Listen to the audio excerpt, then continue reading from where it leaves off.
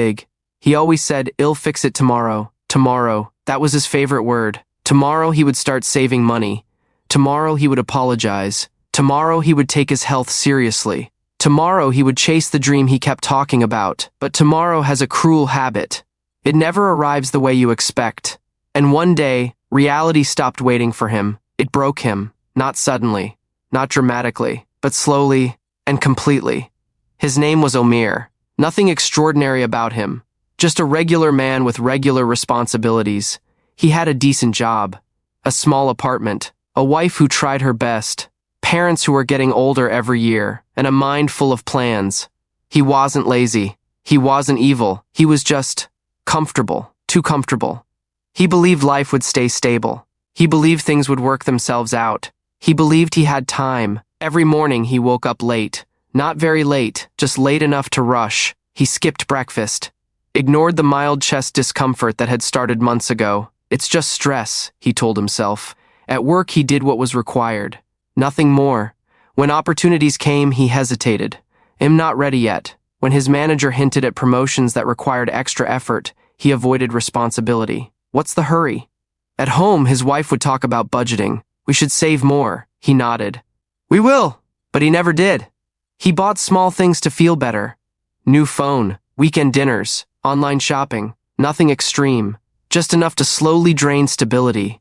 His father would call sometimes. Come visit. Your mother misses you. I'm busy, Abu. Next weekend became next month. He wasn't a bad son. He just believed there would be more time. Reality was knocking gently. He just didn't answer. The first crack came quietly. His company started downsizing. Rumors spread in the office. He felt nervous for a moment. Then he pushed it away. They won't fire me. I've been here for years. He didn't upgrade his skills. Didn't apply elsewhere. Didn't prepare. He distracted himself instead. Watched videos. Scrolled endlessly at night. Told himself everything would be fine. 2 months later, he was called into a meeting room. 3 people. Formal faces. Polite voices. Due to restructuring, he stopped hearing after that. His job was gone. Just like that. He walked out holding a small box with his belongings. The sun was shining outside. Cars were moving. People were laughing. The world didn't pause. But inside him, something shifted. Fear. For the first time in years, real fear. He reached home early that day. His wife looked confused. Why are you back? He forced a smile. I'm on leave. He couldn't even say it. That night, he stared at the ceiling. His chest felt tight again. Not stress this time. Pressure. Bills. Rent. Groceries. Parents' medical expenses. He had some savings, but not much, because tomorrow had always felt far away. The next few weeks were uncomfortable. He updated his resume. Applied for jobs. No replies, or rejections. His confidence started shrinking. He had never worked on improving himself. Now he was competing with younger, sharper people. He started waking up late again, avoiding calls, avoiding friends. His wife tried to stay positive. It's just a phase. But tension entered their home like silent smoke. Small arguments, sharp tones, blame hiding in normal conversations. One evening, she said something that hurt. You always said you would prepare for the future. He snapped. Stop reminding me, but he knew she was right. He had ignored reality, and now reality was staring at him without mercy. Meanwhile, his father fell sick, serious this time. Hospital visits, tests, expenses. He sat outside the hospital room staring at the floor. Machines were beeping inside. His father looked smaller in that bed, fragile. Time suddenly felt loud. He remembered all the times he said, next weekend. He held his father's hand. The skin felt thinner. We're fine, his father whispered. Don't worry about us. That sentence crushed him. They were never fine. They just didn't want to burden him. He stepped outside and broke down. Not loudly, not dramatically. Just silent tears falling in a hospital corridor. Reality was no longer knocking. It had entered his life. Days turned into months. Money became tight. He sold a few things, cut down expenses. But regret doesn't pay bills. One night, after another rejection email, he sat alone in the dark. His wife was asleep. The house was quiet. He looked at his reflection in the black screen of his phone. And for the first time, he didn't blame the economy, or luck, or anyone else. He saw the truth. He had ignored the warning signs. ignored his health, ignored skill growth, ignored savings, ignored relationships, ignored responsibility. He thought life would adjust around his comfort, but life doesn't adjust. It moves. And if you don't move with it, you get left behind. That was the breaking point. Not when he lost the job, not when the bills piled up, not even in the hospital corridor. It was that silent moment in the dark, when excuses stopped working, when pride collapsed, when he had to admit, "This is my fault." That sentence hurt more than anything, because accepting responsibility means you can't hide anymore. He felt small, ashamed, afraid, but strangely clear. Reality had broken him, but it had also removed his illusions. The next morning was different. Not magical, not dramatic, just different.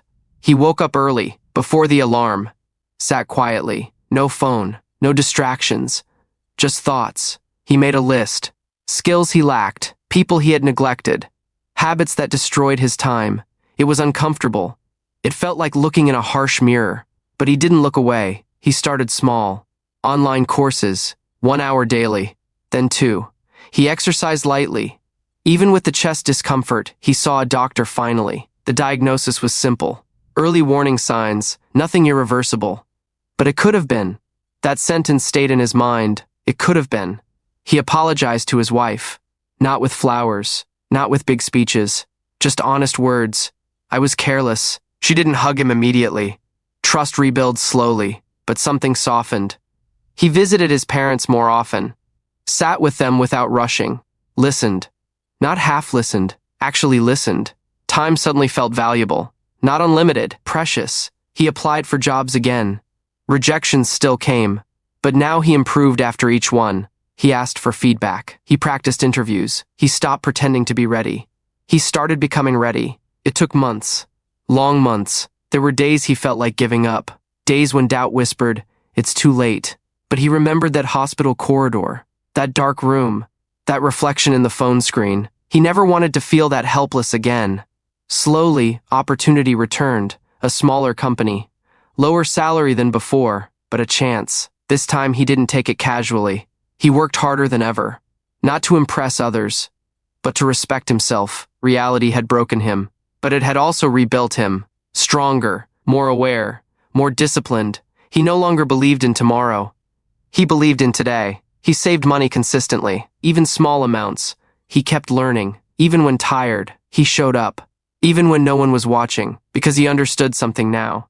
Ignoring reality doesn't protect you. It delays the pain. And delayed pain grows heavier. Years later, when stability returned, he didn't relax into carelessness again. Comfort still came, but he respected it. He knew how fragile it was.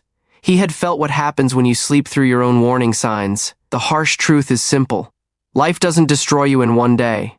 You destroy yourself slowly by ignoring what you already know. You know when your health is declining. You know when your skills are outdated.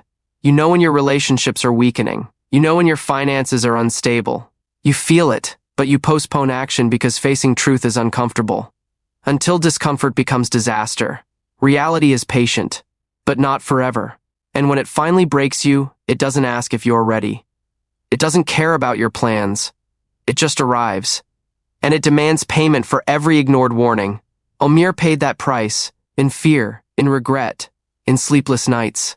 But he also learned, and that learning saved him.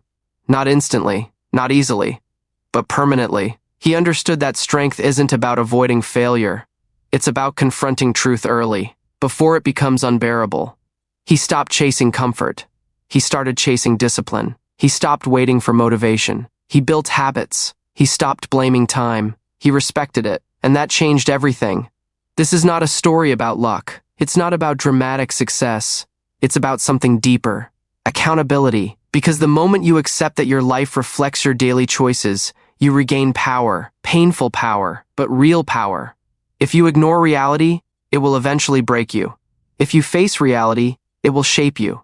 The difference is courage, not talent, not background, not perfection. Just courage to admit, "I need to change," before life forces you to say it through tears. He ignored reality until it broke him, and that breaking became the most honest moment of his life, because sometimes you don't grow when life is comfortable. You grow when comfort is taken away, and the truth stands in front of you with nowhere to hide. Life rewards those who pay attention early, and it humbles those who don't. In the end, reality always wins. The only question is whether it shapes you gently or breaks you completely.